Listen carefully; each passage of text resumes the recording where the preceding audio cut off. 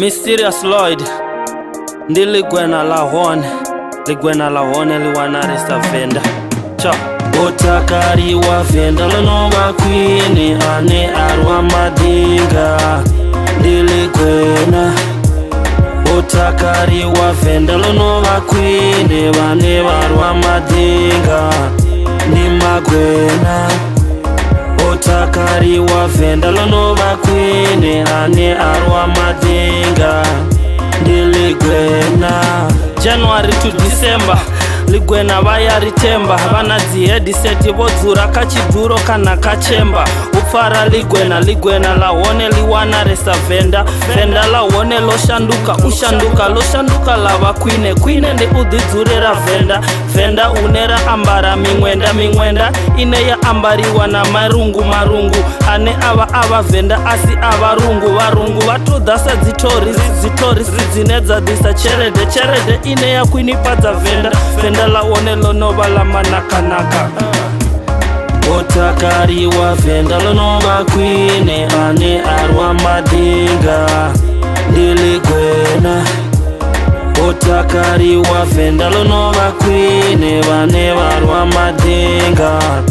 Ni magwena Otakari wa Venda Lonovha Kwine ane arwa madinga Ndili gwena Kapito ya Venda ndi Toyando ningatangana na ligwena vudzisane Mr. Toyando muimbi ane apira vaimbi vanji usiya amagwena ndi majakandira ane afuniwa na vasadzi na vasidzana va Venda vane vabeba vana vakadiva vana vahone varirera uwona ligwena utorivona ligwena Nitoya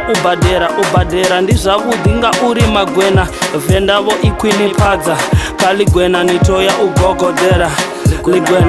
ligwena ndilone la hone Otakari wa Venda Lonovha Kwine ane arwa madinga Ndili gwena Otakari wa Venda Lonovha Kwine vane varwa madinga Ni magwena Otakari wa Venda Lonovha Kwine ane arwa madinga